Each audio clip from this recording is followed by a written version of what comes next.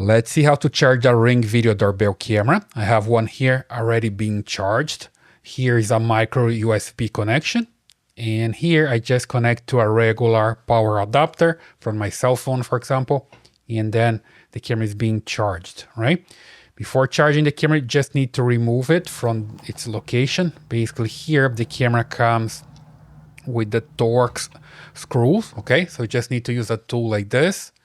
If you don't have one, you just need to buy a tool because this is specifically to open this camera.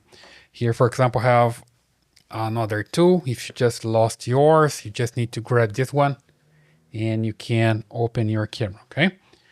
I have another one here. I'll leave the link in the description. So you can open the camera, remove for its location, bring it here, connect the cable, and just wait for the camera to charge. You see here, there's the indication that shows that the camera is being charged. And when it finishes, you can just remove the camera, put it back in its location, and you're good to go, right? Super simple. Basically, that's the way you can charge a video doorbell camera from Ring. I hope that helps. Leave your comments, subscribe, give me a thumbs up, and I see you in the next one.